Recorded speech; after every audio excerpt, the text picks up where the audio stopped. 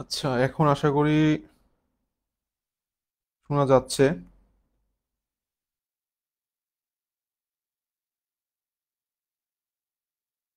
এখন আশা করি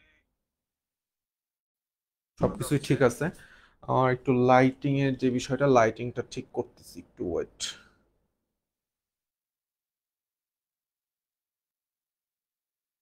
ঠিক আছে, ওকে, গুড।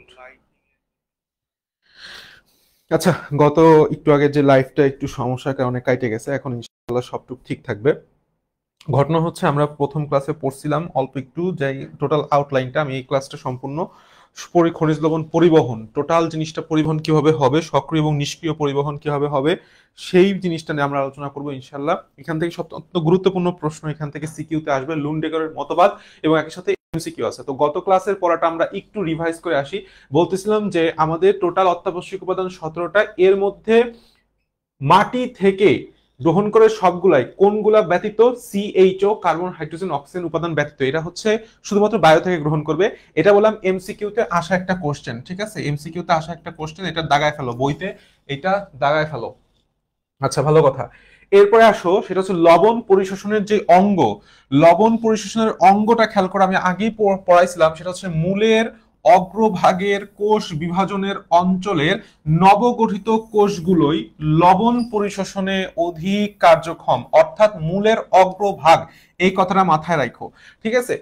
কখনোই আর একটা, এটা হচ্ছে স্থলজ উদ্ভিদ, যদি সেটা নিমজ্জিত উদ্ভিদ হয়, যদি সেটা নিমজ্জিত উদ্ভিদ হয়, নিমজ্জিত জলজ উদ্ভিদের সব অঙ্গেই লবণ পরিশোষণে কার্যকর ভূমিকা পালন করে, অর্থাৎ নিমজ্জিত উদ্ভিদের প্রত্যেক সবকিছুই লবণ পরিশোষণ করতে পারবে। এটা একটা বিশেষ বৈশিষ্ট্য নিমজ্জিত উদ্ভিদের, ঠিক আছে? আচ্ছা, আসো এরপরে কোন বা কি অবস্থায় লবণ পরিশোষিত হয়। আমি পড়াইছিলাম যে সোডিয়াম ক্লোরাইড, ধরো একটা লবণ, সে বললাম কখনোই সোডিয়াম ক্লোরাইড অণু হিসেবে শোষিত হবে না, সে কি হবে? ক্যাটায়ন, যেরকম Na+, এবং আরেকটা হচ্ছে কি অ্যানায়ন, যেরকম ক্লোরাইড মাইনাস। এই দুই ভাবে সে পরিশোষিত হবে। এখান থেকে আর কিছু দাগানো নাই। এর নিচের লাস্টের যে দুইটা লাইন ভেরি ভেরি ইম্পর্টেন্ট, সবচেয়ে দ্রুত গতিতে শোষিত হয় কে? পটাশিয়াম এবং nitrate. Very very very very important for MCQ, medical 20-21 সেশনের প্রশ্ন। এবং সবচেয়ে ধীর গতিতে শোষিত হয় বলছিলাম না, কচ্ছপ। এটা মেডিকেল 21-22 সেশনের কোশ্চেন, ভেরি ভেরি ইম্পর্টেন্ট। ওকে, এই জিনিসটা একটু পড়ার সময় অবশ্যই বইটা নিয়ে দাগায় ফেলবা। আচ্ছা, আসো,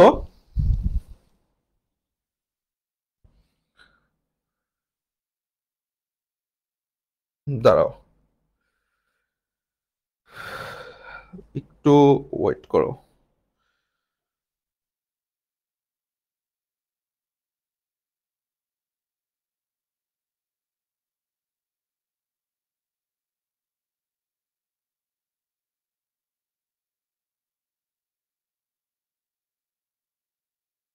আচ্ছা, এখন আসো পরবর্তীতে। বিষয়টা হচ্ছে লবণ পরিশোষণ কি জিনিস, এটা আমরা আগেই জানছি। লবণ পরিশোষণে অত্যাবশ্যকীয় পুষ্টি উপাদান, এইখানে কিছু গুরুত্বপূর্ণ লাইন আছে এই যে প্যারাটায়, ঠিক আছে? বলছিলেন অ্যাপস্টাইন যে দুটি কারণে একটি মৌলকে অত্যাবশ্যকীয় বলা যায়। এক নাম্বার, যদি সেটা স্বাভাবিক জীবন চক্র সম্পন্ন করতে অবশ্যই লাগবে, তাছাড়া পারবে না। আর মৌলটি উদ্ভিদ গঠনের বা মেটাবলিজম, বিপাক, মেটাবলিজম কি জিনিস সেটা আমরা পরে বিস্তারিত আলোচনা করব, প্রয়োজনীয় অংশ। অবশ্যই সেই উপাদানের বা আয়নের লাগবে, তাহলে সে কেবলমাত্র অত্যাবশ্যক হতে পারবে। যেরকম ম্যাগনেসিয়াম ক্লোরোফিল অণু গঠনের জন্য দরকারি, আর ক্লোরোফিল ফটোসিনথেসিসের জন্য দরকারি। আবার ফসফরাসের অভাবে উদ্ভিদের পাতা ও ফুল ঝরে যায়, এটা বললাম মেডিকেলের কোশ্চেন, ভেরি ভেরি ইম্পর্টেন্ট, দাগায় ফেলো। এই লাইনটা দাগায় ফেলো, এই দুইটা লাইন আমাদের লাগবে। এরপরে যে মৌলগুলো অধিক লাগে, ঠিক আছে, যে মৌলগুলো অধিক লাগে সেটাকে ম্যাক্রোমৌল বলা হয়। ম্যাক্রোমৌল কয়টা? ম্যাক্রোমৌল সবসময় মাথায় রাখবা 9টা। আর মাইক্রোমৌল কয়টা? মাইক্রোমৌল 8টা। এই কথা মাথায় রাখবা। যে মৌলগুলো অপেক্ষাকৃত বেশি, যেরকম কিছু কিছু আছে আবার উপকারী মৌল, এই উপকারী মৌলগুলোর লিস্টের দিকে বসে। এই যে লাইনটা দাগাও, সিলিকন প্রয়োজন হয় কার জন্য? ঘাসের জন্য। প্রশ্ন করবে উল্টা ভাবে, প্রশ্নটা হবে এভাবে, C4 উদ্ভিদের জন্য কোনটি উপকারী মৌল? উত্তর কি? সোডিয়াম। আবার বলবে নাইট্রোজেন ফিক্সিং লিগিউম, এটা খুবই কমন একটা প্রশ্ন। নাইট্রোজেন ফিক্সিং লিগিউমের জন্য কোনটি উপকারী মৌল? উত্তর কি হবে? কোবাল্ট। আর আয়োডিন, আমরা জানি আয়োডিন মানে হচ্ছে সমুদ্র, সামুদ্রিক শৈবালের জন্য কোনটি প্রয়োজন? আয়োডিন প্রয়োজন। আর ঘাসের জন্য সিলিকন প্রয়োজন, আগেই জানছি। তো এরপরে কিছু একটা কথা লেখা আছে, এটা নিয়ে আমাদের কনফিউশন হয়। কাজেই সে হিসেবে ম্যাক্রোমৌল 10টি, মাইক্রোমৌল 8টি বলা যায়, কিন্তু এটা বললাম শুধুমাত্র ঘাসের বেলায়। ঠিক আছে, এই লাইনটা সুন্দর করে কাইটে দাও, এটা নিয়ে আমাদের কনফিউশন ঘটে, এই লাইনটা কাইটে দাও, এটা মনে রাখারই দরকার নাই, এটা কোনো ভিত্তি নাই। ঠিক আছে, আর এখান থেকে এরপরে যেই জিনিসটা আছে, একটা ছক আছে, দেখো এই ছকের মধ্যে আসলে আমি লিখে দিছি এমজিকে ক্যানচপস আমরা পড়ছি ম্যাক্রো উপাদান। এখানে একটা জিনিস লুকায় আছে, আমি যদি তোমাকে বলি যে সবচেয়ে বেশি গৃহীত হয় কে, তখন বললাম তোমার অটোমেটিকলি দেখো 1 নাম্বার 60,000 মিলিমোল পার কেজিতে প্রয়োজন হয়। তাহলে সবচেয়ে বেশি প্রয়োজন হয় হচ্ছে অত্যাবশ্যক উপাদানের মধ্যে হাইড্রোজেন, অত্যাবশ্যক উপাদানের মধ্যে হাইড্রোজেন। এবং সর্বনিম্ন সর্বনিম্ন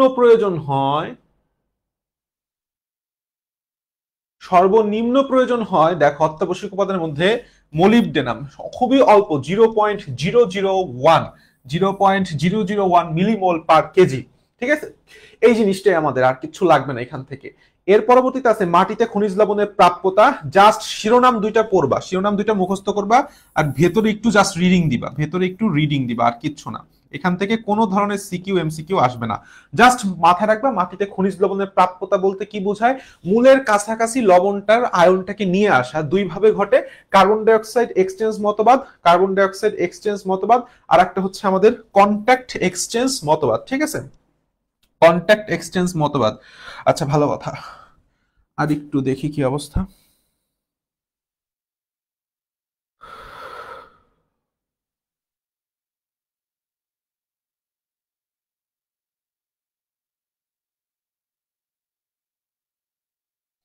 আচ্ছা, আসো। এরপরে এখান থেকে আসলে সেরকম কিছু আর পড়াশোনার জিনিস নাই। এরপরের পৃষ্ঠায় আসো, আমরা জাস্ট রিভিশন করতেছি। ঠিক আছে, আজকে আমাদের যে পড়াশোনাটা সেটা হচ্ছে এই যে খনিজ লবণ পরিশোষণ প্রক্রিয়া। ঠিক আছে, খনিজ লবণ পরিশোষণ প্রক্রিয়া, এটা আজকে আমাদের পড়াশোনার বিষয়, এইটাই আমরা আজকে পড়ব। তো ভালো কথা, খনিজ লবণ পরিশোষণ প্রক্রিয়া সম্পর্কে আমরা একটু তাহলে এখন আলোচনা করি। আসো, খনিজ লবণ পরিশোষণ প্রক্রিয়া বলতে আসলে আমরা কি বুঝি।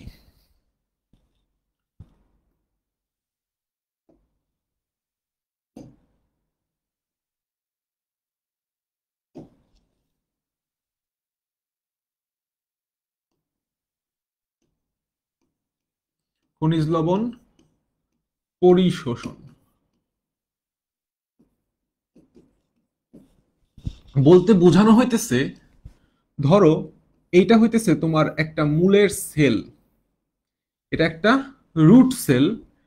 তো এই যে সেল, এই সেলের পাশে, এই পাশে আছে হইতেছে তোমার মাটি, যেটাকে আমরা বলতেছি এনভায়রনমেন্ট। ঠিক আছে, যেটাকে আমরা বলতেছি এনভায়রনমেন্ট, বা বাংলায় বললে যেটাকে আমরা বলতেছি মাটি। তো এই মাটির মধ্যে বিভিন্ন ধরনের লবণের আয়ন, ধরো সেখানে থাকতে পারে সোডিয়াম আয়ন, অথবা পটাশিয়াম আয়ন, অথবা ক্লোরাইড আয়ন, বিভিন্ন ধরনের আয়ন সে এই এনভায়রনমেন্ট তথা মাটি থেকে যেই প্রক্রিয়ায় সেলের মধ্যে প্রবেশ করবে, সেটাই হইতেছে খনিজ লবণ পরিশোষণ প্রক্রিয়া। এখন খনিজ লবণ পরিশোষণ প্রক্রিয়া দুই ভাবে ঘটতে পারে।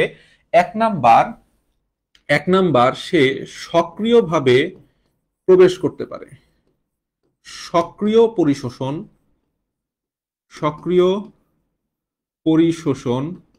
এবং আরেকটা হইতেছে আমাদের নিষ্ক্রিয় পরিশোষণ, আরেকটা কি, নিষ্ক্রিয় পরিশোষণ। তো এই যে সক্রিয় এবং নিষ্ক্রিয় পরিশোষণ, এই জিনিসটা যে একটা ছক আছে, এটা বুঝে মুখস্থ করাটা খুবই জরুরি, কারণ এইটা আমাদের সিকিউ, বিশেষ করে খতে আসা প্রশ্নের অন্তর্ভুক্ত, খুবই ইম্পর্টেন্ট, এবং এমসিকিউতেও খুবই গুরুত্বপূর্ণ ভূমিকা পালন করে। ঠিক আছে, ওকে।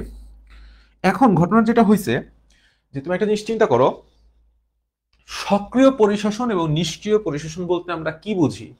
অর্থাৎ সক্রিয়ভাবে পরিবহন, নিষ্ক্রিয়ভাবে পরিবহন, আমরা ছোটবেলা থেকেই এই জিনিসটা জানি। সক্রিয় মানে সেখানে অবশ্যই শক্তির প্রয়োজন। তুমি জাস্ট একটা জিনিস চিন্তা করো, একটা জিনিস চিন্তা করো, আমি একটা জিনিস আঁকি, একটা গ্রাফ আঁকি। ঠিক আছে, একটা গ্রাফ আঁকি। আহ, তো উপরের দিকে আমি নিলাম হইতেছে ঘনত্ব, ঠিক আছে, উপরের দিকে নিলাম হইতেছে ঘনত্ব। কিসের ঘনত্ব? আয়নের ঘনত্ব। অর্থাৎ উপরের দিকে যত যাবা আয়নের ঘনত্ব তত বাড়বে। তাহলে এই যে পজিশনটা, এই পজিশনটা ধরো, এই পজিশনটা ধরো মাটি, মাটিতে আয়নের ঘনত্ব এই পজিশন। আর ঠিক একইভাবে আর একটা পজিশন কল্পনা করো, এই অবস্থানে, এই অবস্থানে, এই পজিশনটা হইতেছে কোষের ভিতর, কোষে আয়নের পজিশন। তাহলে তুমি একটা জিনিস খেয়াল করো যে আমি বুঝাতে চাচ্ছি, মাটিতে এই যে আয়নটা আছে তার ঘনত্ব কম, আর কোষে যে আয়নটা আছে সেই ঘনত্বটা বেশি। তাহলে তুমি যখন কম ঘনত্বের কোনো স্থান থেকে উচ্চ ঘনত্বের স্থানে, তো তুমি সাধারণভাবে সাধারণভাবে দিতে পারবা না। এই যে দাগটা দিলাম এটা কি বলছি? ঢাল, তাই না, বা আনতি। অর্থাৎ ঘনত্বের আনতির বিপরীতে। তাহলে এক নাম্বার কথাটা কি পাইলাম? এক নাম্বার কথাটা পাইলাম সক্রিয় পরিশোষণ হচ্ছে সবসময় ঘনত্ব আনতির, ঘনত্ব আনতির কি হবে? বিপরীত দিকে হবে, ঠিক আছে। এখন তুমি চিন্তা করো, এই একটা আয়নকে তুমি যদি উচ্চ ঘনত্ব, নিম্ন ঘনত্ব থেকে, মাটিতে ঘনত্ব হচ্ছে নিম্ন আর কোষের ঘনত্ব হচ্ছে উচ্চ, উচ্চ ঘনত্বে পাঠাবা, তাহলে তো তোমাকে অবশ্যই এর মধ্যে শক্তি দিয়ে পাঠাইতে হবে। আমরা লিফট ইউজ করি না? তো লিফটের একতলা থেকে যখন 10 তলায় যাই, লিফট কি করে? এক নাম্বার কথা মনে রাখো, একতলা থেকে যাইতে হলে হয় আমার সিঁড়ি ইউজ করতে হবে, না হলে লিফট ইউজ করতে হবে, এবং দুইটাই আসলে কি? বাহক। অর্থাৎ নিচের থেকে উপরে যখন যাবা, নিম্ন ঘনত্বের কোন স্থান থেকে যখন একটা আয়ন উচ্চ ঘনত্বের স্থানে যাবে, তাহলে অবশ্যই তার 2 নাম্বার পয়েন্টটা হইতেছে তার একটা বাহক প্রয়োজন, তার একটা বাহক প্রয়োজন। সে উইরে উইরে যাইতে পারবে না। 2 নাম্বার, লিফট চালু করতে কি লাগে? কারেন্ট লাগে, দ্যাট মিনস শক্তি। আবার তুমি যে সিঁড়ি বাই বাই বাই বাই যাবা, সেটার বললাম শক্তি লাগে। আমরা কাজ ক্ষমতা শক্তিতে বললাম এটা করি, ঠিক আছে, এত ইঞ্চির এতগুলা সিঁড়ি, তার ক্ষমতা কত সামথিং। অর্থাৎ প্রত্যেক ক্ষেত্রেই শক্তি লাগে। ঠিক একইভাবেও সক্রিয় পরিশোষণের 3 নাম্বার যে পার্টটা, 3 নাম্বার যে পার্টটা, সেটা হচ্ছে এখানে এটিপি, অর্থাৎ শক্তি প্রয়োজন হয়। শক্তি কি হয়? এটিপির প্রয়োজন হয়, বা এটিপি বাংলা কথায় লিখলে লাগে। এখন আর একটা বিষয় বুঝাই, যেহেতু এখানে এটিপি শক্তি ভাঙবে, সবসময় মাথায় রাখবা যেখানেই এটিপি ভাঙবে তোমার শক্তি তৈরি হবে, স্বাভাবিকভাবেই সেই শক্তিটা শ্বসনে ব্যবহৃত হয়ে শ্বসনের হারটাকে বাড়াই দিবে। অর্থাৎ সক্রিয় পরিবহনের 4 নাম্বার যে পয়েন্টটা, সেটা হইতেছে শ্বসনের হার বৃদ্ধি পায়, শ্বসনের হার বৃদ্ধি পায়।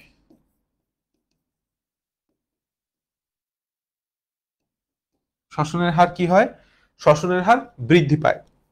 আচ্ছা, এবং যেখানে এটিপি লাগে, আর একটা কথা মাথায় রাখবা, এটিপি মানেই সেখানে এনজাইম লাগবে। অর্থাৎ সক্রিয় পরিশোষণে এনজাইম প্রয়োজন হয়। সক্রিয় পরিশোষণে 5 নাম্বার পয়েন্ট হচ্ছে এনজাইম প্রয়োজন হয়, প্রচুর পরিমাণে এনজাইম লাগবে। আমরা দেখব যেরকম একটা ডিহাইড্রোজিনেস এনজাইম, তারপর লেসিথিনেস এনজাইম, বিভিন্ন ধরনের এনজাইম আমরা পড়বো পরবর্তীতে।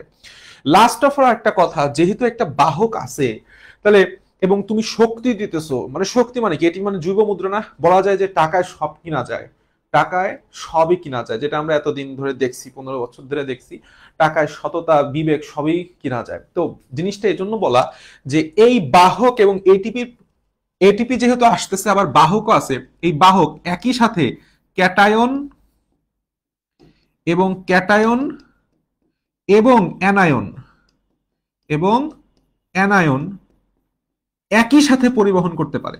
কি বলছি? একই সাথে, সিমালটেনিয়াসলি একই সাথে ক্যাটায়নও যাবে, একই সাথে অ্যানায়নও যাবে।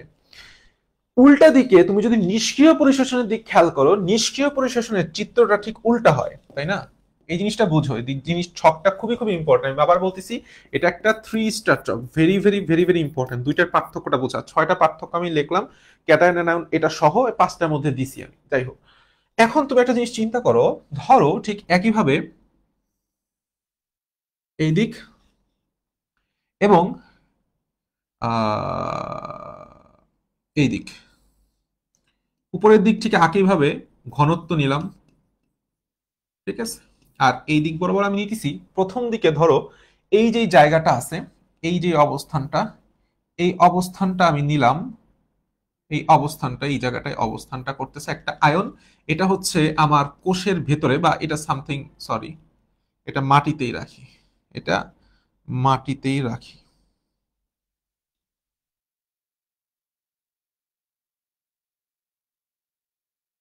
এর অবস্থানটা হচ্ছে মাটিতে, এই অবস্থান হচ্ছে মাটি। আর ঠিক একইভাবে এইখানে আর একটা আয়ন আছে, তাহলে এর যে ঘনত্বটা মাটিতে, এর ঘনত্বটা এদিক উপরে নিচে, তার মানে এর ঘনত্ব মাটিতে বেশি। আর এইখানে নিচে হচ্ছে কোষের ভিতরে, ঠিক আছে, কোষের মধ্যে ঘনত্ব, তাহলে এর ঘনত্বটা কি কম। তাহলে তুমি একটা জিনিস বুঝতে পারতেছো যে এই নিষ্ক্রিয় পরিশোষণের বেলায় মাটিতে অবস্থিত আয়নের ঘনত্ব কোষের ঘনত্বের তুলনায় বেশি হবে। অর্থাৎ এক্ষেত্রে আয়নটা মাটির উচ্চ ঘনত্বের থেকে কোষের নিম্ন ঘনত্বের দিকে প্রবেশ করে, তাই না? তাহলে সবার প্রথমে একটা জিনিস তুমি বুঝতে পারতেছো, এই পাশে ঘনত্বের আনতির বিপরীতে হবে, কিন্তু নিষ্ক্রিয় পরিশোষণে তুমি বললাম স্বাভাবিকভাবে, ধরো নিষ্ক্রিয়ভাবে তুমি 10 তলার ছাদের থেকে লাফ দিলা, তুমি লাফ দেওয়ার জন্য তোমার কোনো বাহক লাগবে না, লিফটও লাগবে না, সিঁড়িও লাগবে না, ডিরেক্ট লাফ দিলে তুমি নিচে নামতে পারবা, ঠিক আছে। আস্থা জীবিত থাকবা কিনা সেটা পরের কথা, কিন্তু নামতে তো পারবা। তো তুমি ঠিক সেম জিনিসই, এই জিনিসটা হচ্ছে ঘনত্বের আনতির কি দিকে, বিপরীত দিকে না। ঘনত্বের আনতির, দেখো যেদিকে আনতি হচ্ছে সেদিকেই আমার আয়নটা পরিশোষিত হচ্ছে। যেরকম এখানে যদি একটা সোডিয়াম আয়ন থাকতো, সোডিয়াম আয়নটা পরিবাহিত হইতো এই দিকে।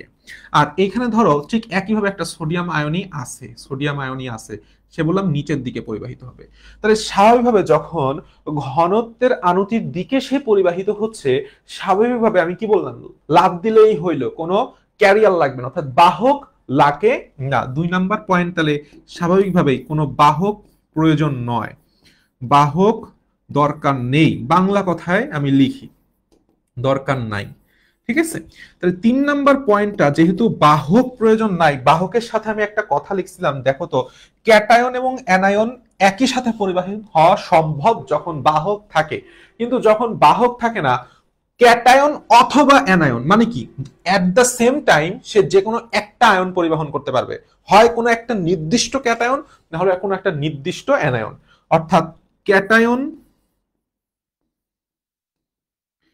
ক্যাটায়ন অথবা অ্যানায়ন, ঠিক আছে, অথবা অ্যানায়ন। আর আমি ওখানে বলছিলাম ক্যাটায়ন এবং অ্যানায়ন, কথা দুটার মধ্যে পার্থক্য আছে, কথা দুইটার মধ্যে পার্থক্য আছে।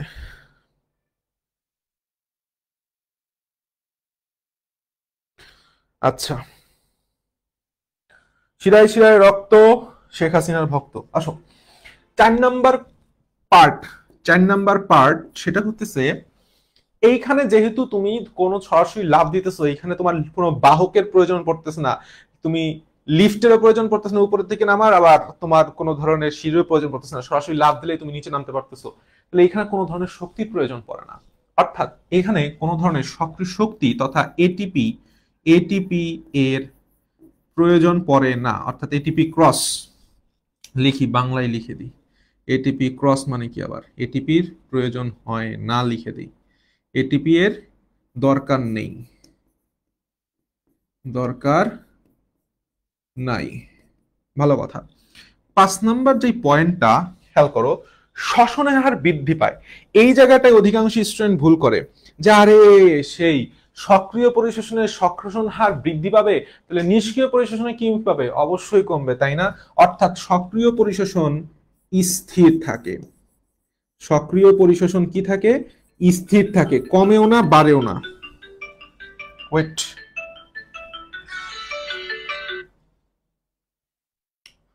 আচ্ছা, এখন আসো, কেন স্থির থাকে, কারণ এখানে এটিপির ভাঙেও না, এটিপি গড়েও না, এটিপি তো এখানে তৈরি হয়েছিল ভাই, এটিপি তৈরি হয়েছিল বলে শক্তি তৈরি হয়েছিল, এটিপি সরি ভাঙছিল, এটিপি আসছিল, এটিপি ভাঙছিল বলে শক্তি মুক্ত হয়েছিল।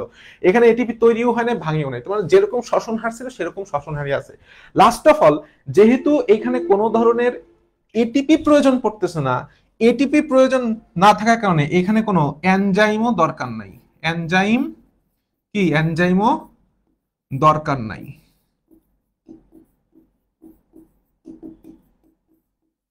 এই কথাটা বুঝতে হবে। এইটাই হইতেছে আমাদের সক্রিয় এবং নিষ্ক্রিয় পরিশোষণ। সক্রিয় এবং নিষ্ক্রিয় পরিশোষণ অন্যতম একটা গুরুত্বপূর্ণ পার্ট হইতেছে এই পার্টটা, ঠিক আছে? এই জিনিসটা মাথায় রাখো, এই জিনিসটা মাথায় রাখো। এটা বললাম আমাদের সিকিউতে আসা খুবই গুরুত্বপূর্ণ। এত ফোন দিলে হয়? এত ভালোবাসার দরকার কি?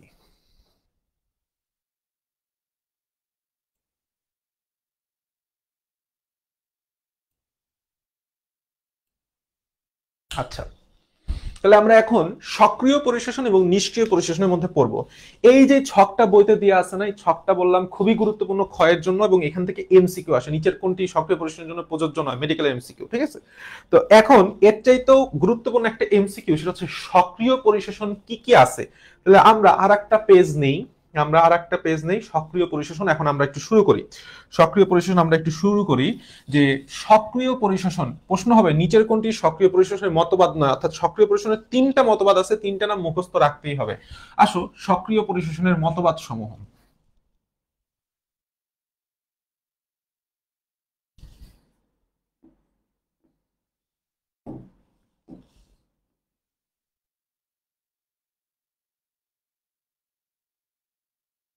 সক্রিয় পরিশোষণ হাতের লেখা যাচ্ছে তাই হইতেছে। সক্রিয় পরিশোষণের তিনটা মতবাদ আছে, আমি মুখস্থ রাখি এল পি এল দিয়ে। প্রথম এলতে হইতেছে লুন্ডেগরের মতবাদ। প্রথমে এলতে কি? লুন্ডেগরের মতবাদ। এর অপর নাম হইতেছে সাইটোক্রোম, সাইটোক্রোম পাম্প মতবাদ। এটা বললাম সিকিউ এর জন্য খুবই খুবই ইম্পর্টেন্ট, এটা আমাদের বুঝতে হবে, ঠিক আছে? 2 নাম্বার পি। এই পিতে হইতেছে প্রোটন অ্যানায়ন, প্রোটন অ্যানায়ন কো ট্রান্সপোর্ট, প্রোটন অ্যানায়ন কো ট্রান্সপোর্ট মতবাদ। আর এক এলতে হইতেছে লেসিথিন বাহক ধারণা, লেসিথিন বাহক ধারণা। এই নিচের প্রশ্ন হবে এভাবেই, সক্রিয় পরিশোষণ কোনটা মতবাদ নয়। এই তিনটা মতবাদ এমনি মুখস্থ রাখা যায়, এলপিএল দ্বারা মুখস্থ রাখো, আমি সহজভাবে মুখস্থ রাখি, কিন্তু দেখলেই বোঝা যায়। যেরকম লুন্ডেগরের মতবাদ বা সাইটোক্রোম পাম্প, নামের মধ্যে পাম্প আছে, পাম্প মানেই হচ্ছে ক্যারিয়ার, সাইটোক্রোম একটা ইলেকট্রন বাহক, আমরা আসবো। প্রোটন অ্যানায়ন কো ট্রান্সপোর্ট, কো ট্রান্সপোর্ট মানে একই সাথে ট্রান্সপোর্ট হওয়া, কো মানে সহ, প্রোটন এবং অ্যানায়ন তাহলে পজিটিভ এবং নেগেটিভ একই সাথে হইতেছে। কোনটা একই সাথে হয়? পড়ে আসছি, সক্রিয়। লেসিথিন বাহক, এখানেও বাহক কথাটা আছে, যেখানে বাহক, পাম্প, ক্যারিয়ার, কো ট্রান্সপোর্ট কথাটা থাকবে, সেটাই হচ্ছে সক্রিয় পরিশোষণ মতবাদ। এখন আমরা আসবো সবচেয়ে এই খনিজ লবণ পরিশোষণের সবচেয়ে ইম্পর্টেন্ট যে পার্টটা, সেটা হচ্ছে লুন্ডেগরের মতবাদ। এই লুন্ডেগরের মতবাদটা আমাদের একটু জানতে হবে, ঠিক আছে? লুন্ডেগরের মতবাদটা আমাদের একটু জানতে হবে। আসো আমরা একটু জানি, এটা আমরা একটু পিছনে রাখি, ছোট করে রাখি। এখন আসো, এই লুন্ডেগরের মতবাদ আমাদের এখান থেকে এমসিকিউ আসবে, আবার এখান থেকে আমাদের সিকিউ দিবে। তো এটা খুবই খুবই ইম্পর্টেন্ট জিনিসটা বুঝা, এবং পরীক্ষা যায় ছবি আছে একটা আঁকা। তো লুন্ডেগরের মতবাদে বলছে যে এক্ষেত্রে আয়ন যেটা পরিবহন হয়, আয়ন তো দুই প্রকার, একটা হচ্ছে অ্যানায়ন, তাই না? ধরলাম সেই হচ্ছে, এই হচ্ছে আমার একটা অ্যানায়ন। এই অ্যানায়নটা পরিবহন হয় সক্রিয়ভাবে, আর ক্যাটায়নটা পরিবহন হবে নিষ্ক্রিয়ভাবে। প্রথম কথাটা বুঝো, অ্যানায়নটা কি হবে? সক্রিয়ভাবে পরিবহন হবে। এখন সক্রিয়ভাবে পরিবহনের হওয়ার বেলায় সেক্ষেত্রে কে এই অ্যানায়নটাকে পাম্প করে কোষের বাইরে থেকে কোষের ভিতরে, ধরলাম এটা হচ্ছে আমার বাইরের পরিবেশ, এটা হচ্ছে কোষের বাইরে অর্থাৎ মাটিতে অবস্থান করতেছে, আর এইটা এই পাশে অবস্থান করতেছে কোষের ভেতরে, ঠিক আছে? কোষের ভেতরে অবস্থান করতেছে। তাহলে মাঝখানে আসলে একটা কোষের, এটা হচ্ছে কোষের ভিতরে, তাহলে মাঝখানে থাকবে হচ্ছে আমার প্লাজমা মেমব্রেন। তাহলে প্লাজমা মেমব্রেনে আমরা একটা জিনিস বললাম জানি, কি জিনিসটা জানি? জিনিসটা হচ্ছে এই প্লাজমা মেমব্রেনটা হইতেছে ফসফোলিপিড বাইলেয়ার। এইভাবে ফসফোলিপিডের হেডগুলো অবস্থান করে, পরস্পর বিপরীতমুখী হয়ে অবস্থান করে, তাই না? পরস্পর বিপরীতমুখী অবস্থান করে। এটা হচ্ছে বাইরের লেয়ার, আর এটা হইতেছে আমাদের ভেতরের লেয়ার ধরলাম।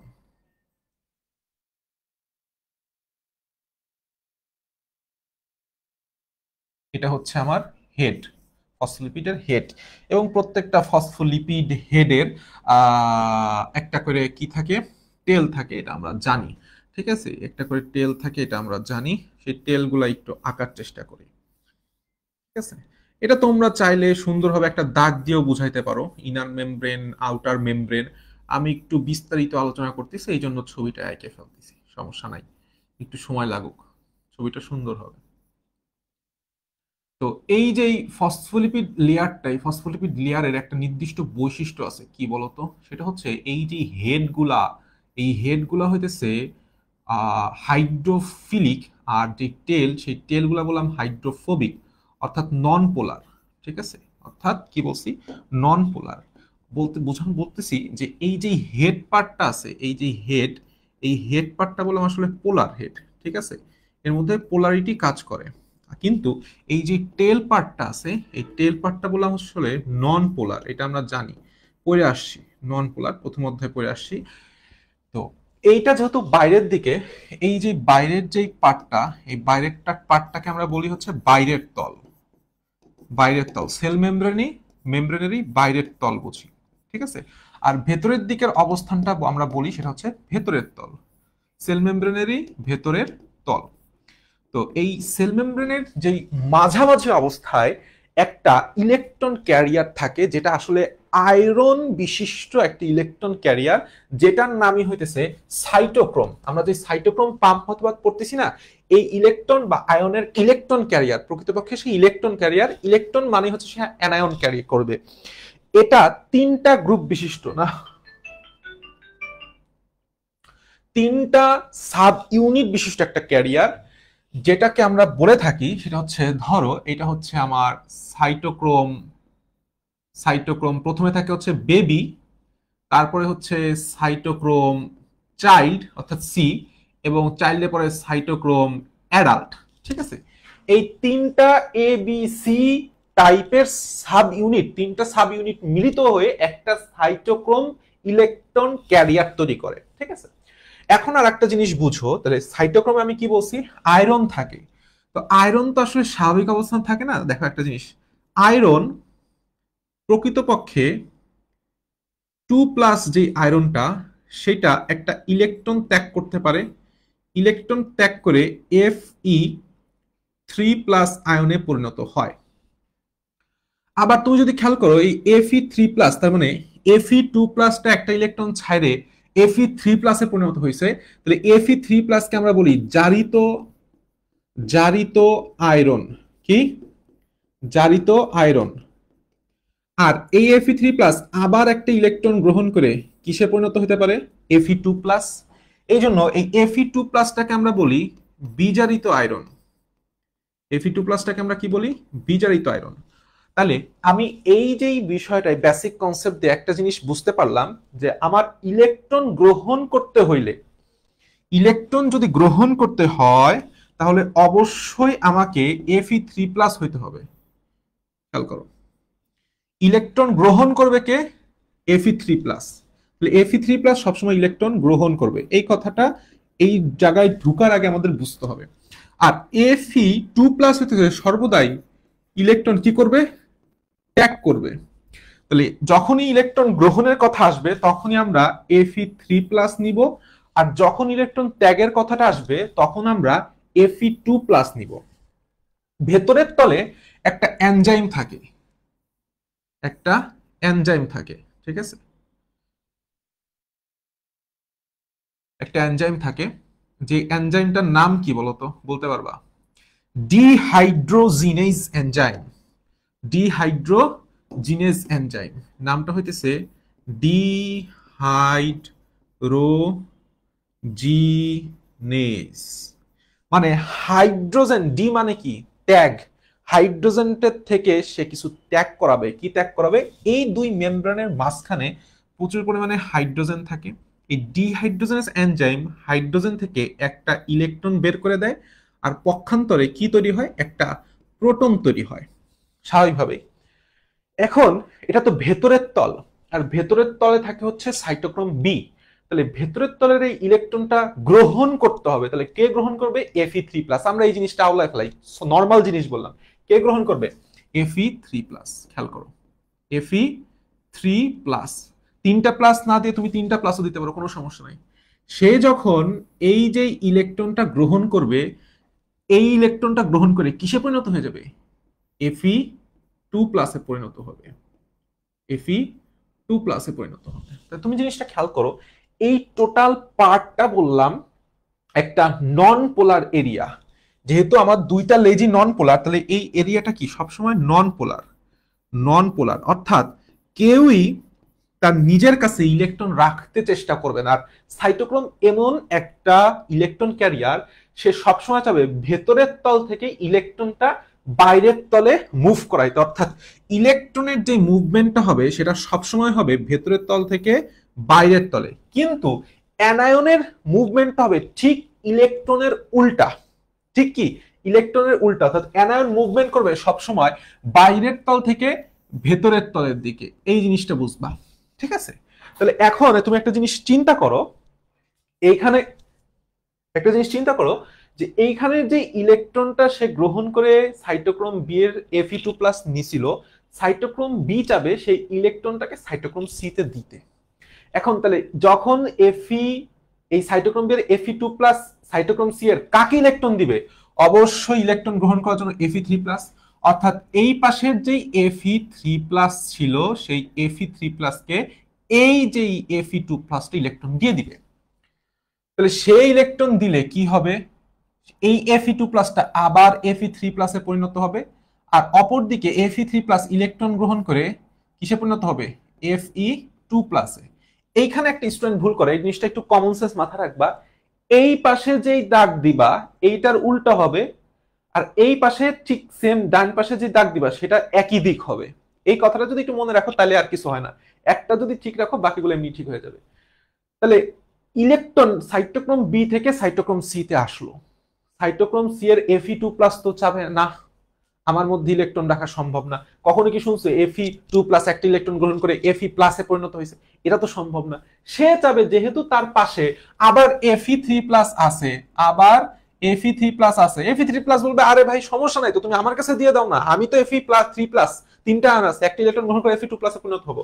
তখন এই Fe2+ আবার আর একটা ইলেকট্রনকে Fe3+ দিয়ে দিবে। দিয়ে দেওয়ার কারণে কি হবে বলতো? দিয়ে দেওয়ার কারণে সে বললাম Fe2+ আবার জারিত হয়ে Fe3+, আর Fe3+ আবার জারিত হয়ে Fe2+ এ পরিণত হবে। লাস্টের দিকে টুইস্টটা খেয়াল করো। এই Fe2+ তো আবার বলবে হাই হাই এখন কি হবে? বলবে যে না, আমি ইলেকট্রন ধারণ করার অ্যাবিলিটি রাখি না।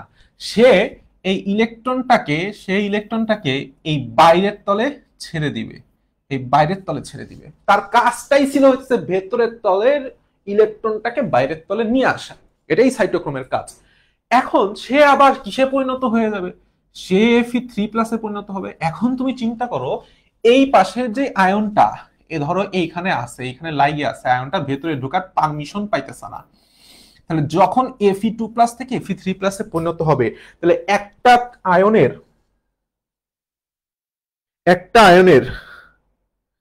একটা জিনিস খেয়াল করো, একটা আয়নের পরিমাণ বেড়ে গেল না? পজিটিভ চার্জের আয়নের পরিমাণটা বেড়ে গেল না? পরিমাণ বাড়লে কি হয়? একটা ঋণাত্মক আয়নের টান এখানে ক্রিয়েট হবে না? বিষয়টা তুমি একটু খেয়াল করো, বুঝাইতেছি, এদিক তাকাও।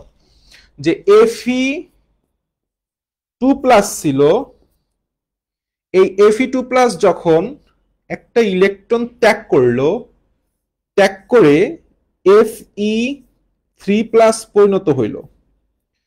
তাহলে এই পাশে তিনটা পজিটিভ চার্জ আর এই পাশে দুইটা পজিটিভ চার্জ, তাহলে এক্সট্রা করে একটা পজিটিভ চার্জের আধিক্য তৈরি হয়েছে। তাহলে এইটাকে পজিটিভ চার্জটাকে আধিক্যের হাত থেকে রক্ষা করার জন্য, অর্থাৎ নিউট্রালাইজ করার জন্য এই পাশ থেকে একটা অ্যানায়ন তখন ভেতরে প্রবেশ করে। এইভাবে প্রত্যেকের চার্জের সমসংখ্যক অ্যানায়ন প্রবেশ করবে, অর্থাৎ Fe3+ এর জায়গায় সাথে 3টা A- প্রবেশ করবে এবং Fe2+ এর কাছে কি 2টা অ্যানায়ন প্রবেশ করবে। অনুরূপভাবে যখন ইলেকট্রন এই দিকে বাহিত হবে, অ্যানায়নগুলো ডান দিকে বাহিত হবে। 3A-, 2A-, 3A-, 3A-, 2A-। এখন তুমি লাস্টের দিকে এসে চিন্তা করো, এখানে 3টা আয়ন ছিল, তুমি এই জিনিসটা এখন ভুলে যাও। লাস্টের এই জায়গাটায় খেয়াল করো, সাইটোক্রোম বি। সাইটোক্রোম বি তে কি হয়েছে, Fe3+ ছিল, এর সাথে কয়টা আয়ন সংযুক্ত আছে, 3টা অ্যানায়ন সংযুক্ত আছে। সে এই পাশ থেকে একটা ইলেকট্রন গ্রহণ করছে, একটা ইলেকট্রন গ্রহণ করে কিসে পরিণত হয়েছে, Fe2+ এ। তাহলে Fe2+ এর সাথে তো আর 3টা আয়ন থাকবে না, 3টা অ্যানায়ন থাকবে না, সেখানে 2টা অ্যানায়ন থাকবে। তাহলে বাকি আর একটা অ্যানায়ন মুক্ত হয়ে যাবে না। এই যে মুক্ত অ্যানায়নটাই তখন ভেতরের তল থেকে কোষের ভেতরে প্রবেশ করে। এইটাই হইতেছে আমার অ্যানায়নের পরিবহন। অ্যানায়নের মূল ঝামেলাটাই হইতেছে, যেহেতু অ্যানায়নটা চার্জান্বিত, চার্জড একটা পার্টিকেল, কিন্তু এই দুই মেমব্রেনের মধ্যবর্তী জায়গাটা হচ্ছে নন পোলার, অর্থাৎ চার্জিত কোনো বস্তু ধারণ করতে দেয় না। এই জন্য সেই ক্যারিয়ারটার মাধ্যমে জাস্ট মিডিল যে পার্টটা আছে এইটা বহন করে যখন ইনার সারফেসে চলে যায়, ইনার সারফেস তখন সে খুব সুন্দর করে ভেদ করে কোষের মধ্যে প্রবেশ করতে পারে। এটাই হইতেছে জাস্ট, আর কিচ্ছু না। এটাই হইতেছে, সরি, এটাই হইতেছে সাইটোক্রোম পাম্প মতবাদ। কিন্তু প্রবেশ করতে ভাইয়া তাহলে ক্যাটায়ন কি? ওই যে প্রথমে বললাম, সাইটোক্রোম পাম্প মতবাদ অনুযায়ী ক্যাটায়নটা হইতেছে সরাসরি নিষ্ক্রিয়ভাবে পরিবহন হতে পারে, কারণ ক্যাটায়নের আকার অত্যন্ত ছোট। আমরা পড়ছি অ্যানায়নের আকারের তুলনায় ক্যাটায়ন আকারগুলো ছোট এবং ভেতর দিয়ে প্রবেশ করতে পারে। এটাও চার্জান্বিত হয়, কিন্তু আকার অত্যন্ত ছোট হওয়ার কারণে এবং সাইটোক্রোম পাম্প মতবাদ অনুযায়ী সে নিষ্ক্রিয়ভাবে পরিবাহিত হয়। ঠিক আছে, এটাই হইতেছে আমাদের সাইটোক্রোম পাম্প মতবাদ, আর কিচ্ছু না। আশা করি এখন আমাদের আঁকতে লিখতে কোনো সমস্যা হবে না, যত কনফিউশন ছিল আমরা বুঝতে পারছি। তাহলে এখন আমাদের যেই প্রথম পার্টটা লুন্ডেগরের মতবাদ, সেটা হইছে প্রোটন অ্যানায়ন কো ট্রান্সপোর্ট মতবাদটা আমরা একটু ঢুকি। তাহলে এখন আমাদের মূল মতবাদটা হচ্ছে সিম্পল, এই জিনিসটা জাস্ট বুঝতে হবে, প্রোটন অ্যানায়ন কো ট্রান্সপোর্ট মতবাদ।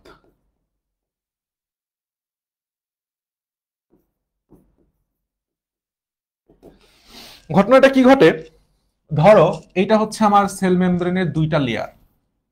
তো এই 2 লেয়ারের মাঝখানে অনেক ধরনের ক্যারিয়ার থাকে, যেরকম একটা হইতেছে ধরো সামথিং, এটা হচ্ছে প্রোটন ক্যারিয়ার। প্রত্যেকটা আয়নের জন্য নির্দিষ্ট করে ক্যারিয়ার থাকে। সাপোজ ধরো এই একটা ক্যারিয়ার আছে, ঠিক আছে, এই একটা ক্যারিয়ার, ধরো এটা হচ্ছে আমার পটাশিয়াম ক্যারিয়ার। তারপরে ধরো কি দিব, সবুজ কালার দিই, সবুজ কালার দিই, এটা দিই। ধরো এইখানে একটা ক্যারিয়ার আছে, ঠিক আছে, এই ক্যারিয়ারটা হচ্ছে একটা নির্দিষ্ট অ্যানায়নের জন্য ক্যারিয়ার, ধরলাম ক্লোরাইড। তো এটা ঠিক আগের মতোই সেল মেমব্রেনের ভেতরের দিক, এটা হচ্ছে ঠিক আগের মতোই সেল মেমব্রেনের ভেতরের দিক। এই কথাটা মাথায় রাখো, সেল মেমব্রেনের ভেতর ডান পাশে দিবা, বাম পাশে দিবা বাইরে, ঠিক আছে, সেল মেমব্রেনের বাইরের দিক, অর্থাৎ আমার মাটি বা পরিবেশের দিক। তো সেল মেমব্রেনে প্রচুর পরিমাণে আমাদের হাইড্রোজেন, ভেতরের দিকে হাইড্রোজেন থাকে, বিশেষ করে হাইড্রোজেন আয়ন অবস্থান করে, ঠিক আছে, হাইড্রোজেন আয়ন অবস্থান করে। তো এই হাইড্রোজেন আয়নগুলাকে এর মধ্যে যে প্রোটন ক্যারিয়ারগুলো আছে, প্রোটন ক্যারিয়ারের মাধ্যমে সে বাইরে বের হয়ে আসে, ঠিক আছে। তো স্বাভাবিকভাবেই তো এটা তো বাইরে বের হওয়ার কথা না, এটাকে ফোর্স করা হয়, অর্থাৎ এখানে এটিপি আসে, এই এটিপি এসে ভেঙে এডিপি প্লাস ইনঅর্গানিক ফসফেট আর শক্তি উৎপন্ন করে, সেই শক্তির সাহায্যে এই যে হাইড্রোজেন আয়নগুলো আছে, সেই হাইড্রোজেন আয়নগুলো বাইরে চলে আসে। তাহলে স্বাভাবিকভাবেই এই যখনই প্রচুর পরিমাণে হাইড্রোজেন আয়ন ভেতর থেকে বাইরে আসবে, তুমি একটা জিনিস বুঝতে পারতেছো, এই বাইরে হাইড্রোজেন আয়নের পরিমাণ বাড়ার কারণে এই পাশে পজিটিভ চার্জের আধিক্য, এই পাশে কি হয়েছে, রিলেটিভলি বুঝতেছো তো, থিওরি অফ রিলেটিভিটি, অর্থাৎ আপেক্ষিকভাবে এই ভেতরের সাপেক্ষে বাইরের পজিটিভ চার্জের কি তৈরি হয়েছে, আধিক্য তৈরি হয়েছে, পজিটিভ চার্জের আধিক্য তৈরি হয়েছে।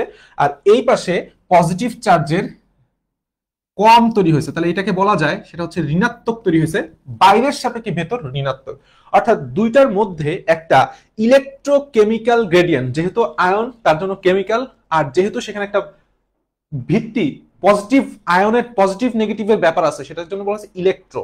যেহেতু ইলেকট্রনের সমস্যা, ইলেকট্রনের ঝামেলা বা ঋণাত্মক পজিটিভ আয়ন এবং পজিটিভ এবং ঋণাত্মকতার মাঝখানে ডিফারেন্সিয়েটটা হয়েছে, এটাকে বলা হয় একটা ইলেকট্রোনেগেটিভ বা পোটেনশিয়াল ডিফারেন্স, তথা সরাসরি বাংলায় বলতে গেলে একটা বিভব পার্থক্য তৈরি হয়েছে।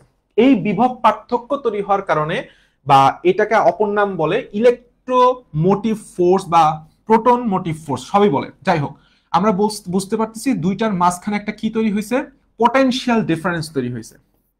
এই যে সেল মেমব্রেনের উভয় পাশে একটা পোটেনশিয়াল ডিফারেন্স বা বিভব পার্থক্য, পোটেনশিয়াল ডিফারেন্স তৈরি হয়েছে।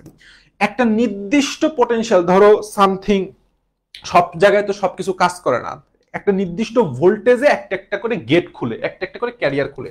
তো ধরো এটা হচ্ছে আমার পটাশিয়াম ক্যারিয়ার, একটা নির্দিষ্ট অ্যামাউন্টের পোটেনশিয়াল ডিফারেন্স যখন ক্রিয়েট হয়ে যাবে, এই পটাশিয়াম ক্যারিয়ারটা খুলে যাবে, এই পটাশিয়াম ক্যারিয়ারটা খুলে যাবে, তখন এর মধ্য দিয়ে পটাশিয়াম আয়ন প্রবেশ করবে। ঠিক আছে, এর মধ্যে দিয়ে কি পটাশিয়াম আয়ন প্রবেশ করবে। ঠিক অনুরূপভাবে নির্দিষ্ট সময় পর আবার আরেকটা গেট, নির্দিষ্ট পরিমাণ প্রোটন পোটেনশিয়াল ডিফারেন্স যখন তৈরি হবে, আরেকটা গেট খুলে যাবে। এই গেটের মধ্য দিয়ে ধরো একটা ঋণাত্মক আয়ন, ক্লোরাইড আয়নের জন্য এই গেটটা তৈরি হয়েছিল, ক্লোরাইড আয়ন প্রবেশ করবে, ক্লোরাইড আয়ন প্রবেশ করবে। কিন্তু ক্লোরাইড আয়ন নিজে নিজে প্রবেশ করে না, এটার বাড়িও তো ভাই এই ভেতরের দিকে। প্রোটনের বাসা তো, মূল বাসা তো ছিল ভেতরে, কিন্তু সে সামহাও তাকে ফোর্স করে বের করে দেওয়া হয়েছে। তো সেও এই ঋণাত্মক আয়নের সাথে এই প্রোটন সংযুক্ত হয়ে ভেতরে প্রবেশ করে যায়। ঠিক আছে, এই পার্টটার জন্যই একই সাথে প্রোটন এবং একই সাথে ক্লোরাইড আয়ন প্রবেশ করতেছে, একটা ঋণাত্মক অ্যানায়ন প্রবেশ করতেছে বলেই নামকরণ করা হয়েছে প্রোটন অ্যানায়ন সহ ট্রান্সপোর্ট বা কো ট্রান্সপোর্ট। দ্যাটস ইট, এখান থেকে বুঝার আর কিছু সেরকম নাই। এর পরবর্তীতে একটা কথা আছে, দেখো, সেটা হচ্ছে লেসিথিন বাহক ধারণা। এরপরে আসার একটা হচ্ছে লেসিথিন বাহক ধারণা। ঠিক আছে, এখন এই জিনিসটা একটু আমরা বুঝি, লেসিথিন বাহক ধারণাটা আসলে কি জিনিস। লেসিথিন বাহক ধারণাটা হইতেছে, ধরো এটা হচ্ছে আমার সেল মেমব্রেনের বাইরের লেয়ার, সেল মেমব্রেনের বাইরের লেয়ার, আর এই পার্টটা হইতেছে সেল মেমব্রেনের ভেতরের লেয়ার।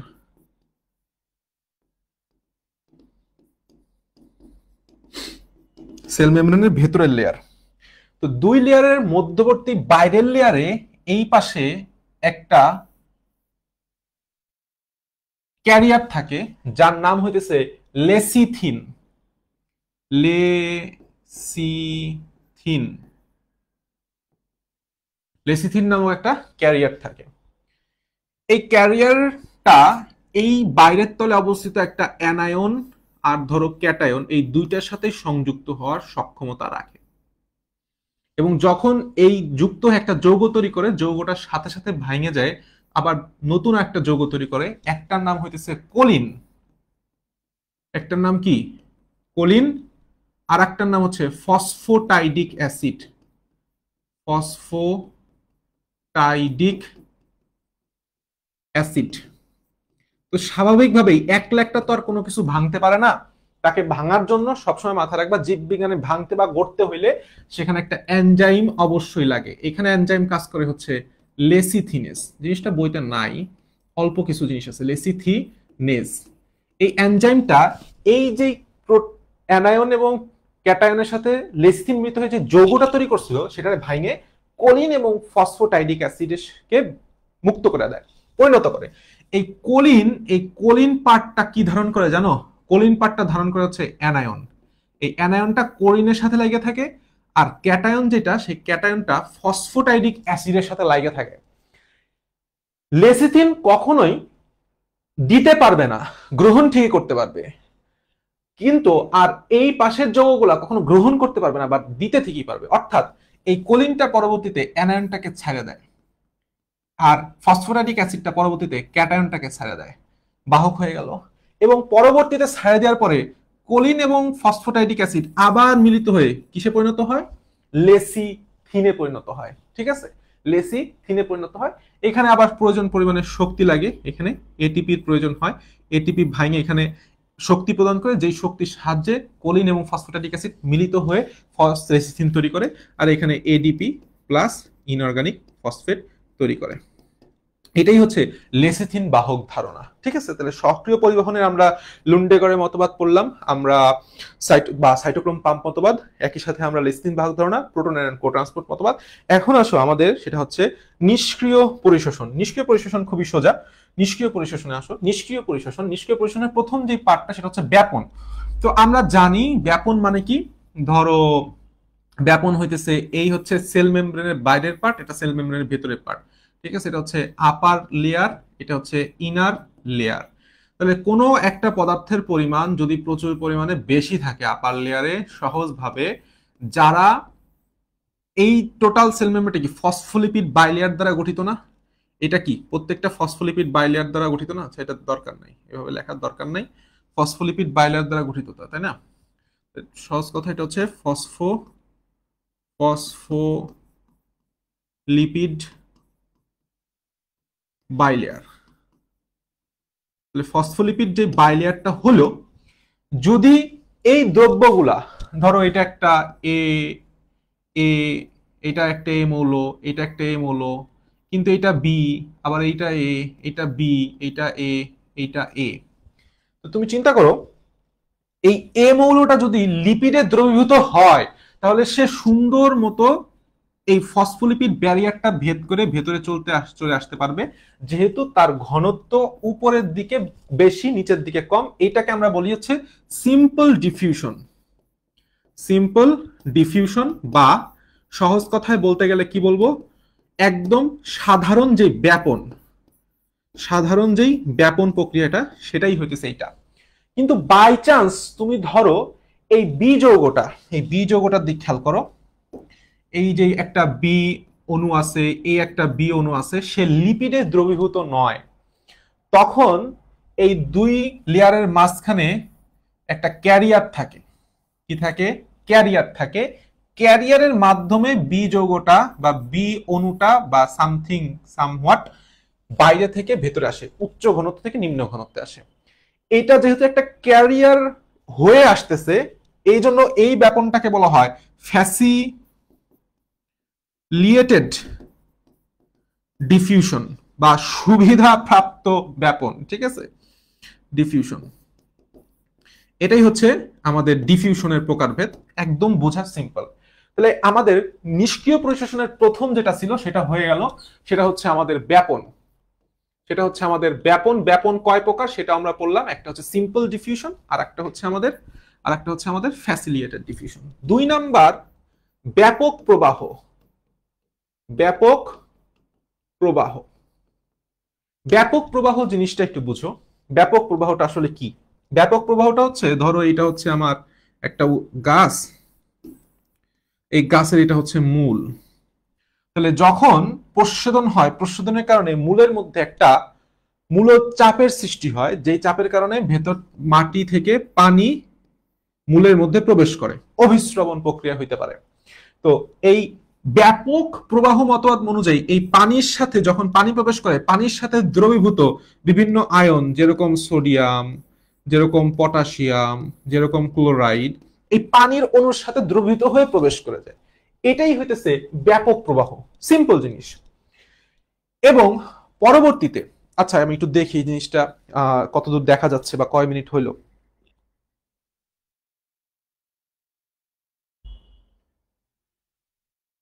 আচ্ছা, ঠিক আছে, সব দেখা যাইতেছে তো।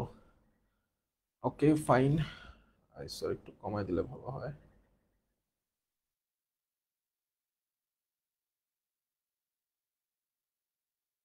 আচ্ছা, সমস্যা নাই। এটাই হচ্ছে ব্যাপক প্রবাহ।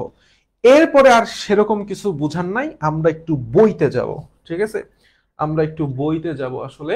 এই যে এই জায়গাটা, তার আগে বইটা কোথায়?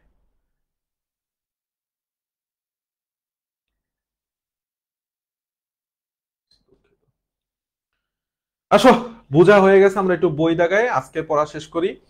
সক্রিয় পরিশোষণ, সক্রিয় পরিশোষণ, এই যে পার্টটা সক্রিয় পরিশোষণের,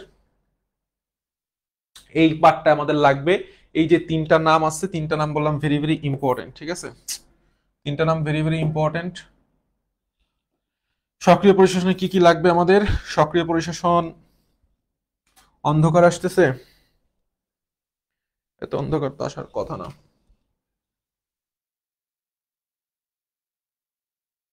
আচ্ছা, সক্রিয় পরিশোষণের প্রথমে জিনিসটা লাগবে কি কি পাশে আমি বারবার বলতেছি, এলপিএল দ্বারা মুখস্থ করবা, এলপিএল দ্বারা মুখস্থ করবা, লুন্ডেগরের মতবাদ বা সাইটোক্রোম পাম্প মতবাদ। লুন্ডেগরের মতবাদের অপর নাম প্রোটন অ্যানায়ন কো-ট্রান্সপোর্ট, আর হচ্ছে লেসিন বাহক ধারণা। এখান থেকে নিচের যে পার্টটা আছে আমাদের, সেটা হচ্ছে আয়ন বাহক ধারণা, ক্যারিয়ার। আসলে আয়ন বাহক হিসেবে কাজ করে এই যে ক্যারিয়ার। এখানে যে বিষয়টা ছবিটা বলছিলাম, এই ছবিটা বললাম খুবই খুবই ইম্পর্টেন্ট। আমি যেমন আঁকাই দিছি, বুঝে বুঝে সেমনি একটু আঁকে নিবা। এবং লুন্ডেগরের মতবাদ টোটালটাই, লুন্ডেগরের মতবাদ টোটালটাই বললাম সিকিউ এর জন্যই ইম্পর্টেন্ট। এখান থেকে এমসিকিউ আসবে। লুন্ডেগরের মতবাদের অপর নাম সেটা হচ্ছে সাইটোক্রোম পাম্প মতবাদ। আর ডিহাইড্রোজেনেস যে বিক্রিয়াটা, ডিহাইড্রোজেনেস বিক্রিয়ার ডিহাইড্রোজেনেস এনজাইমটা কোথায় থাকবে? ভেতরের তলে থাকবে, ঠিক আছে? আর ওই যে এক্সেপশনাল একটা জিনিস খেয়াল করো, একটা জিনিস খেয়াল করো, এই যে ইলেকট্রন তৈরি হয়েছিল না, আর এই প্রোটন তৈরি হয়েছিল, আর বাইরের থেকে আসে হতেছে আমার অক্সিজেন, ঠিক আছে? এই অক্সিজেন, ইলেকট্রন আর প্রোটন মিলিত হয়ে কি তৈরি করে? পানি তৈরি করে, H2O। সেটা যদি সেল মেমব্রেন মনে রাখে যে তার ভেতরে থাকবে ভালো, তাহলে সে বের হয়ে আসে। দ্যাটস ইট, আর কিছু না। আচ্ছা, এই টোটাল জিনিসটা সুন্দর করে পড়তে হবে, টোটাল জিনিসটা সুন্দর করে পড়তে হবে।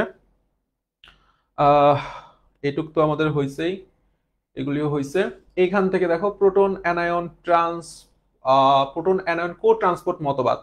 এই মতবাদটার ভিত্তিটা আমাদের লাগবে। ভিত্তিটা হইতেছে ইলেকট্রোকেমিক্যাল গ্রেডিয়েন্ট। এই যে এই কথাটা ইলেকট্রোকেমিক্যাল গ্রেডিয়েন্ট আমি বুঝাইছি না, যে এই পাশ থেকে যখন হাইড্রোজেন আয়নটা এই পাশে চলে আসবে, তাহলে এইখানে হাইড্রোজেন আয়নের ঘনত্ব বেড়ে যাবে আর এই পাশে কমে যাবে, যার কারণে দুইটার মাঝখানে একটা কি তৈরি হবে?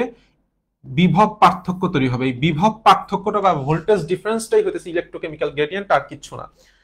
আচ্ছা, এখান থেকে টোটাল জিনিসটা একটু রিডিং দিব, টোটাল পার্টটা একটু আমরা রিডিং দিব, ঠিক আছে? টোটাল পার্টটা আমরা একটু রিডিং দিব। এরপরে আছে হইতেছে আমাদের লেসিন বাহক ধারণা। এই লেসিন বাহক ধারণার জনকটা লাগবে এমসিকিউ এর জন্য, ব্যানেট ক্লার্ক, ঠিক আছে? ব্যানেট ক্লার্ক, এটা বলে আমাদের একটু লাগবে ফর এমসিকিউ। আর বাকি জিনিসটা আমাদের লিখাই দিছি, পড়াইও দিছি, একটু সুন্দর করে রিডিং দিবা। নিষ্ক্রিয় পরিশোষণের মধ্যে ব্যাপন মতবাদ রিডিং, ব্যাপন মতবাদ রিডিং।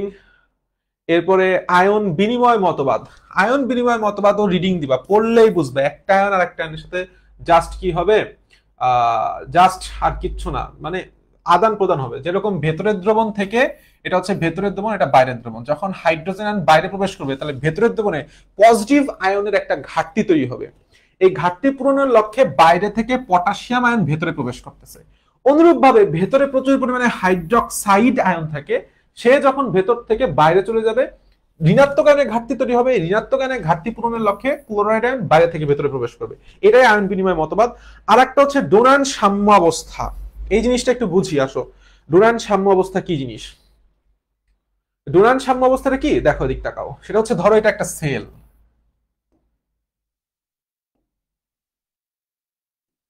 এটা একটা সেল,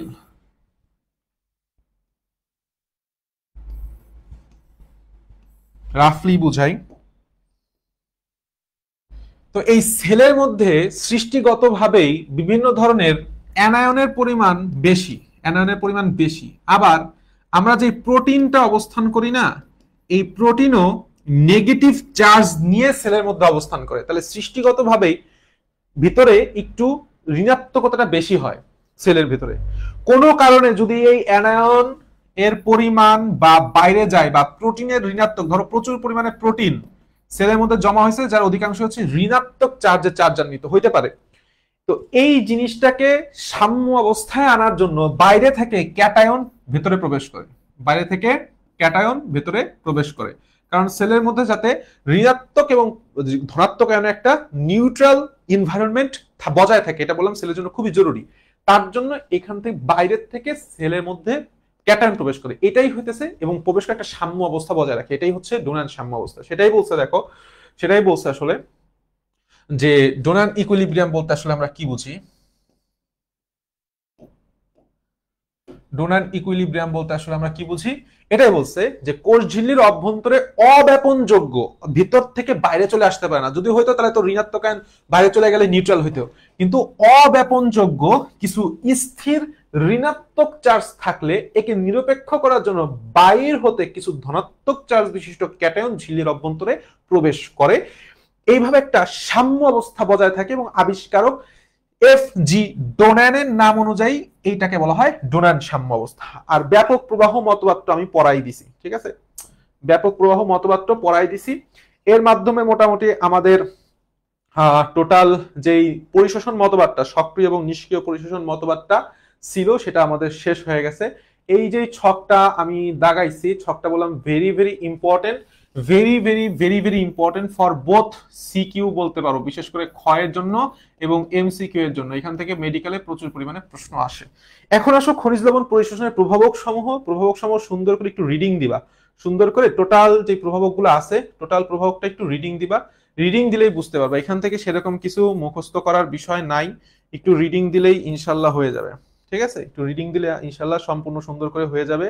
আর এখানে একটা কথা আছে জাস্ট, সেটা হচ্ছে কোন দুইটা আয়ন পটাশিয়াম আয়নের শোষণকে বাধা দেয়, কোন দুইটা আয়ন পটাশিয়াম আয়ন শোষণকে বাধা দেয়, এই যে 7 নাম্বার পয়েন্ট, এটা একটু দাগাবা।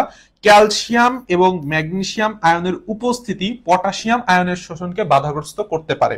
আর বৃদ্ধি অঞ্চল, এটা আমি আগেই পড়াই দিছি, ঠিক আছে, এটা আমি আগেই পড়াই দিছি। পানি পরিশোষণ এবং খনিজ লবণ পরিশোষণের যে ছকটা আছে, এটা একটা 3 স্টার ছক, এটা একটা 3 স্টার ছক, এটা তুমি রিডিং দিলেই বুঝতে পারবা। কিন্তু এক্সেপশনাল যে জায়গাটা, যেখানে ভুল হয় আমাদের, যেখানে ভুল হয় সেটা হচ্ছে অধিকাংশ পানি শোষণের স্থান হচ্ছে মূলরোম, আর অধিকাংশ খনিজ লবণ শোষিত হয় মূলের অগ্রভাগের কোষ বিভাজন অঞ্চল দিয়ে। তাহলে আমাদের টোটাল যে খনিজ লবণ পরিবহন, টোটাল জিনিসটাই শেষ। ইনশাল্লাহ সামনের দিন থেকে আমরা প্রশোধনটা শুরু করব। প্রশোধন পড়তে বেশি সময় লাগবে না, আমরা ছোটবেলা থেকে পড়ে আসছি, অল্প কিছু গঠন বিষয় আছে, ঠিক আছে। Thank you very much.